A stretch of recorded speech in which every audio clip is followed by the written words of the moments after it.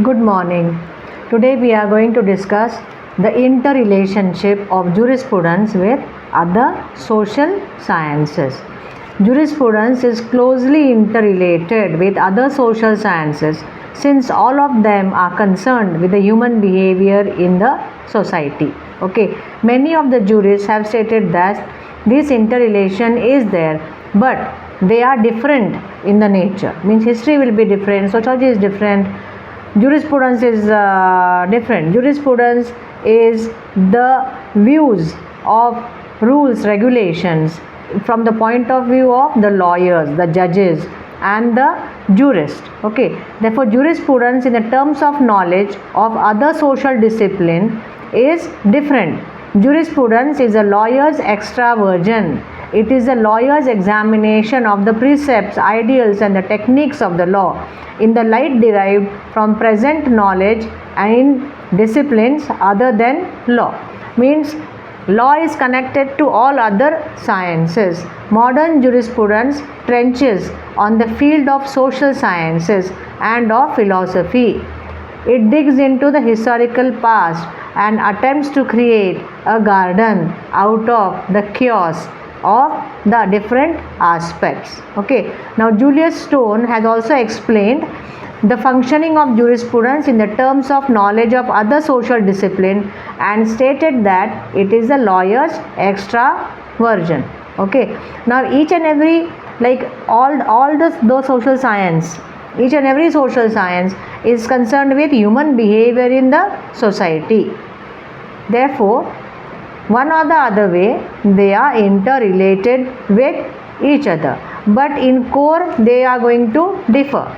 See, Ruscio-Pond, who propounded the theory of social engineering, has also stated that jurisprudence is closely interrelated with ethics, economics, politics, sociology, which though distinct enough as the core, in the core, means jurisprudence is connected with all the social sciences, but jurisprudence is different. The core is different. It will have some shades of sociology and history, but they will differ. Okay, so all the social sciences are interrelated, and that interrelationship we are going to discuss today. Okay, first we will see jurisprudence and ethics. Okay, what is ethics? Ethics is a branch of knowledge which deals with human conduct and states it is just not studying human conduct, it is stating that how the human conduct should be and ideals, isn't it? And lays down the ideals of human behavior. It is closely related to what? Morality and public opinion. This is ethics. Now we will consider how jurisprudence connects with ethics. In jurisprudence, also, we are very much concerned about positive morality because law is considered as an instrument to regulate that human conduct. Now, when law is going to regulate the human conduct, it is going to get regulated with certain objectives. And what are those objectives? The ideals. Therefore, ethics states the ideals. To achieve those ideals, law is regulating human behavior. We are having a different school called as ethical school, which states that justice is the main thing, justice is the main purpose of law, and justice we weigh, you can say, or we base justice on morality.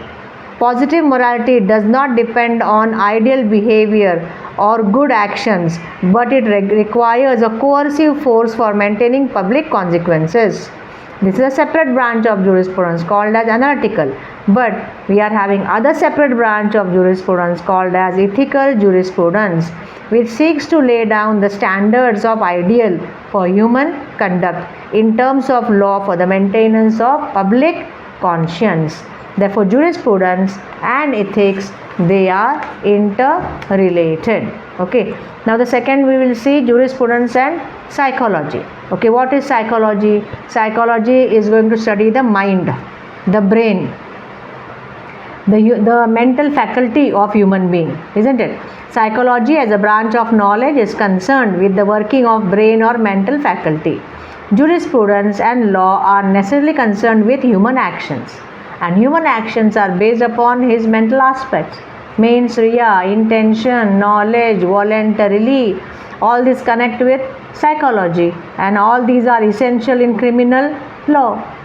Since jurisprudence and law are necessarily concerned with human action, and it is the human mind which controls the human action, the interrelation between psychology and jurisprudence cannot be overemphasized, but they are important. Particularly in dealing with crimes, the psychology of the offender is generally taken into consideration.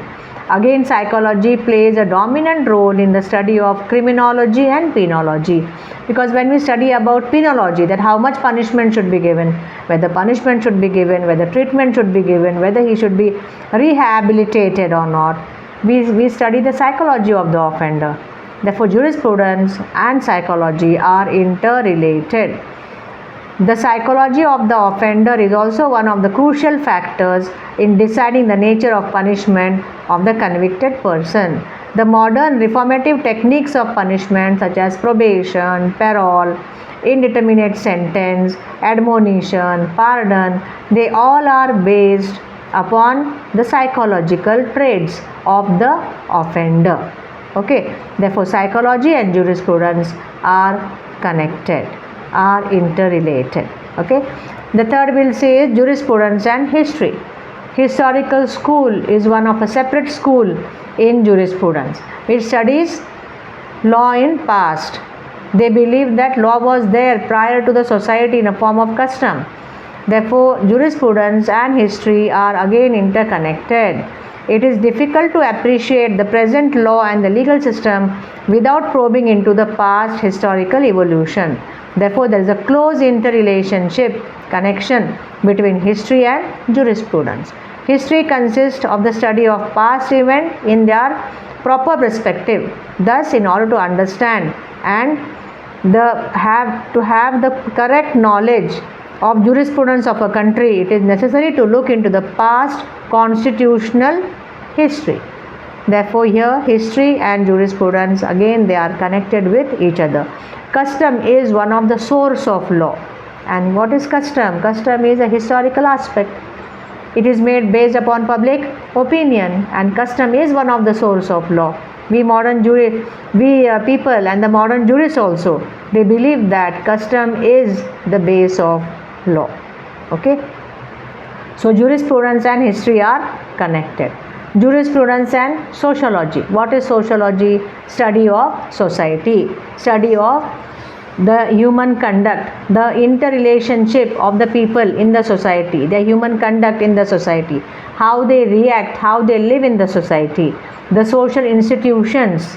This all comes in the study of sociology, and jurisprudence connects with them all, because legal system is the base, is the basic thing in the society, because the society is to be regulated, and it can be regulated by law. Okay, so sociology also includes the study of a part of law to some extent. Criminology is one of the interdisciplinary studies related to both sociology and law. Sociology also studies about crime, the increase of crime and all, why it has increased, causation of crime, and law also studies that. Jurisprudence includes within the compass the sociology of law, that is the practical functioning of the law in the society. Sociology as well as the study of jurisprudence are concerned with the regulation of human conduct in society. Therefore, they both are very much intimately connected. Therefore, sociology and jurisprudence are connected to each other. Unless we have a proper knowledge of sociology and our society, we can't make laws. And if you make laws ignoring the society, those laws will not be followed. People will disobey those laws. Therefore, sociology and jurisprudence are very much interconnected. Okay. Now, jurisprudence and economics. What is economics? Economics is a study of wealth. Economics is a study of money. Economics is a study of human wants, unlimited wants and limited means, isn't it? That is economics. Now, economics and jurisprudence, they get connected? Yes, they get connected, because wealth is one of the cause of crime. Money is one of the cause of crime. It comes in criminology. Therefore, it comes in jurisprudence also. Okay. Economics being a science of money and wealth, and jurisprudence is science of law. Both are intimately correlated. Economic deals with production, distribution of wealth, and satisfying the wants of the people. It is one of the major factors responsible for the incidence of crimes. There are many laws which regulate the economic activities. So many laws are there. We can take an example like economic laws and our jurisprudence. The laws, you can say banking, companies, negotiable instrument, foreign exchange regulation, consumer protection, land ceiling laws, so many laws, taxation, then labor legislations. They are based upon, they are economic legislation. Economics, labor and laws are there. Therefore, there is a correlation between jurisprudence and economics. Okay. Now, the last we are going to say is jurisprudence and politics. What is politics? The organization, the state, how the state is to be established, how the state is to be administered with the help of the three organs, that is the legislature, executive and the judiciary. Okay, the three organs are the basic concept of political science, and these three organs have been created for law itself, because the parliament is going to make the law, the executives are going to execute the law, and the judiciary is there to interpret the law.